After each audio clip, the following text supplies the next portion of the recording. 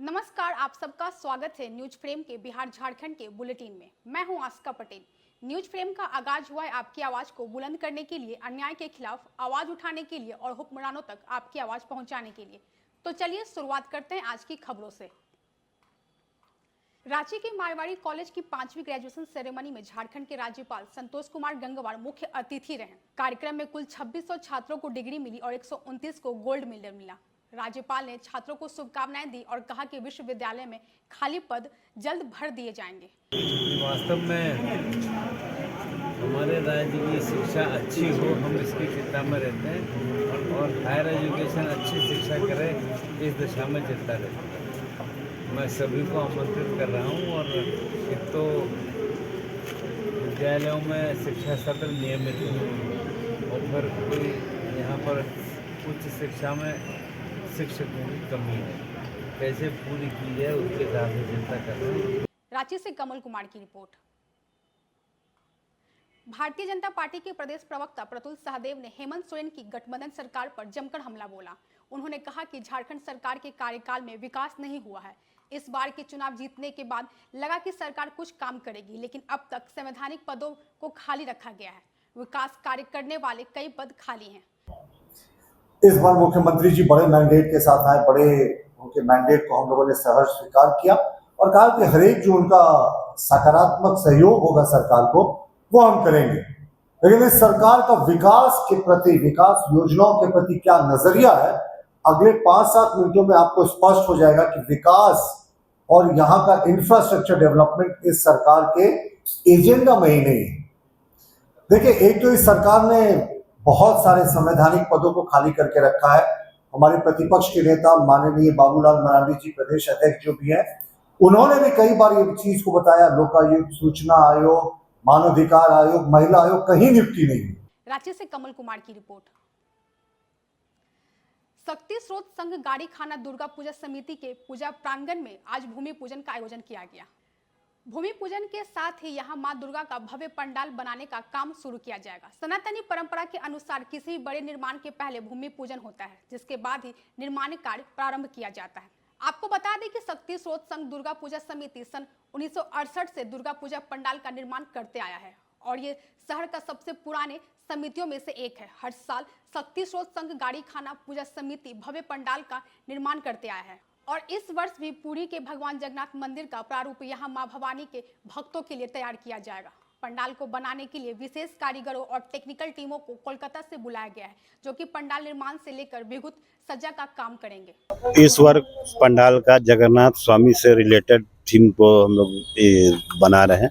उसमें जगन्नाथ स्वामी का बड़ा सा स्वरूप हम लोग मेन पंडाल में दिखा रहे हैं और अंदर में पूरा जगन्नाथ स्वामी का जितना भी रिलेटेड थीम है, उनका वहाँ का मंदिर का जो मुख्य विशेषताएं हैं, जिससे बहुत सारे चमत्कार चीज़ वहाँ है, जो आज भी सनातन धर्म को ये मतलब उससे देखने से, उसके बारे में जानने से पता चलता है कि सनातन धर्म कितना प्राचीन धर्म है और कितने चीज़ उसमें मतलब कितना अद्भुत चीज़ होता है, जैसे झंडा का हवा के दिशा से अपोजिट चलना वगैरह लेकर के जितना भी वहाँ पर है उसको हम लोग अंदर में दिखा रहे हैं उस तरह से। शक्ति स्रोत संघ दुर्गा पूजा समिति गाड़ीखाना द्वारा प्रत्येक वर्ष की भांति इस वर्ष भी भव्य पूजा का आयोजन किया जा रहा है। इस बार आपका 2025 में पूजा का थीम है जगन्नाथपुर मंदिर पुरी। जगन्नाथपुर मंदिर पुरी का प्रारूप रहेगा आगे मेन गेट पे और अंदर में भी महल टाइप का ही मंदिर का ही प्रारूप है। अंदर में महल टाइप का प्रारूप है जो माने दर्शकों को अपनी ओर आकर्षित करेगा। रांची से चंदन रावत की रिपोर्ट। चांडिल के तुनिल गांव में लगातार बारिश से कई कच्चे मकान ढह गए, जिससे ग्रामीणों को परेशानी बढ़ गई है। बुधेश्वर, चैतन और सोनू सिंह के घर क्षतिग्रस्त हो गए। ग्रामीणों ने मदद के अभाव और सरकारी सहयोग न मिलने की शिकायत की है। वे जंगल और खेती पर निर्भर होकर जीवन यापन करते हैं। सरायकेला से वीरेंद्र मंडल की रिपोर्ट। गावा थाना क्षेत्र के नावाडी निवासी आनंद कुमार यादव शनिवार रात से लापता था। परिजनों ने गावा थाना में गुमशुदगी दर्ज कराई थी। मोबाइल ट्रेस कर पुलिस ने उसके चचेरे भाई कमलेश यादव को हिरासत में लिया। पूछताछ में उसने चाकू से गला काटकर आनंद की हत्या करने और शव झाड़ी में फेंकने की बात कबूल की। आज पुलिस ने उसकी निशानदेही पर शव का धड़ बरामद किया है, लेकिन सिर अब तक नहीं मिला है। पुलिस हत्या के कारणों की जांच कर रही है। गिरिडीह से संतोष तिवारी की रिपोर्ट। केंद्रीय गृह राज्य मंत्री नित्यानंद राय ने बढ़ते अपराध पर कहा कि बिहार में चित्रकूट अपराध की घटना हो रही है। यह निंदनीय है, लेकिन लालू प्रसाद यादव के जमाने में मुख्यमंत्री आवास में अपराधियों का जमावड़ा होता था, लेकिन आज वह जमाना नहीं है। आज अगर घटना हो रही है तो अपराधियों के खिलाफ कार्रवाई भी हो रही है, उनको सजा दिलाई जा रही है। इसलिए लालू यादव के राज्य को जंगल राज कहा गया था। अब अपराधी जेल में होते हैं, अपराधी को सजा मिलती है। अपराध की घटना कहीं की हो, जब की भी हो, चाहे उनके ज़माना की हो या अभी जो कहीं कहीं छिटपुट घटना हो जाती है, यह निंदनीय जरूर है, यह अच्छी बात नहीं है। लेकिन मैं फिर कह रहा हूँ कि उस समय अपराधी एक अन्य मार्ग और आरजेडी के मंत्रियों के आवास पर मिलते थे, अपराध करके आते थे और वहाँ उनका भोजन होता था, उनका वहाँ रहना होता था, उनके लिए गेस्ट हाउस उनके आवास में बना रहता था किसी न किसी कोने में। तो इस तरह के माहौल को बिहार ने देखा है। पटना से अविनाश कुमार सिंह की रिपोर्ट। लोजपा रामविलास के कार्यकर्ता नव संकल्प महासभा की सफलता के लिए अरियरी प्रखंड के दर्जनों गांव में जनसंपर्क अभियान चला रहे हैं। जिला अध्यक्ष इमाम गजाली के नेतृत्व में वे 19 जुलाई को मुंगेर के पोलो मैदान में होने वाले महासभा में लोगों को शामिल होने के लिए आमंत्रित कर रहे हैं। विधानसभा प्रभारी विजय पासवान ने इसे ऐतिहासिक कार्यक्रम बताया। उस बूथ को अध्यक्ष को हम लोग नॉमिनेट कर रहे हैं। बूथ भी जीतेंगे, चुनाव भी जीतेंगे। इमाम गजाली इस बार तय है और हमारे आदरणीय नेता चिराग पासवान जी के आह्वान पर, जैसे राजगीर में पूरा जो है जन सलाह उमड़ा था, जगह न मिला, हम खास करके युवाओं से, नौजवान साथियों से, माता एवं बहनों से मैं निवेदन करता हूं कि आज गजाली बाबू आप सभी को गर्म पानी से जो है कि आपका राजगीर के पवित्र स्थल में दर्शन कराने का काम किया। इस बार कर्ण के धरती मुंगेर, कष्टरनी घाट और सोजी घाट में हमारे माता बहनों जाएंगे और गंगा स्नान करेंगे और गजाली बाबू को जिंदाबाद करेंगे और पोलो मैदान में एकदम भरने का काम करेंगे। शेखपुरा से रंजन कुमार की रिपोर्ट। बिहार के चर्चित यूट्यूबर और जनसुराज नेता मनीष कश्यप ने आज बेतिया में प्रेस कॉन्फ्रेंस किया, जिसमें उन्होंने भाजपा प्रदेश अध्यक्ष डॉक्टर दिलीप जायसवाल पर किशनगंज में मेडिकल कॉलेज को कब्जा करने का आरोप लगाया। उन्होंने कहा कि किशनगंज के जिस मेडिकल कॉलेज में दिलीप जायसवाल चपरासी के पद पर काम कर रहे थे, उसी कॉलेज के ट्रस्टी को हटाकर कॉलेज के मालिक बन गए हैं।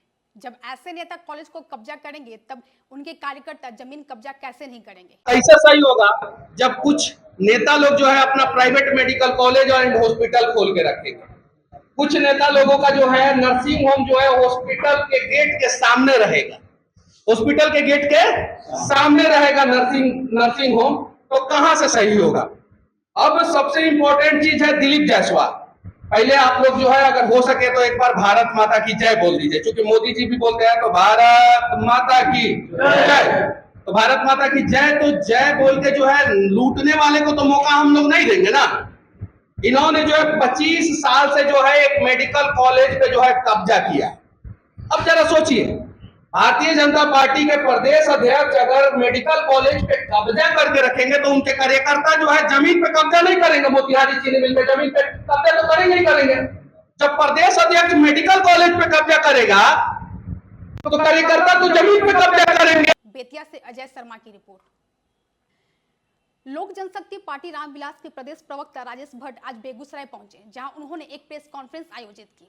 इस प्रेस कॉन्फ्रेंस में उन्होंने मुंगेर में होने वाले नवसंकल्प सभा के संबंध में लोगों को अवगत कराया और साथ ही उन्होंने कहा कि लोक जनशक्ति पार्टी के राष्ट्रीय अध्यक्ष चिराग पासवान के द्वारा बिहार फर्स्ट, बिहारी फर्स्ट का नारा पहले से ही दिया जा रहा है और अब उसको धरातल पर लाने की जरूरत है। इसके लिए मुंगेर से नवसंकल्प सभा की शुरुआत की जा रही है। पार्टी ने जो संकल्प लिया था 2019 में बिहार फर्स्ट और बिहारी फर्स्ट के विजन के साथ, जो तमाम बिहार के सभी वर्ग का, सभी क्षेत्र का, सभी जाति धर्म के विकास का जो हम लोगों ने संकल्प लिया था, बिहार के विकास का जो रोड मैप का पैमाना बनाया था,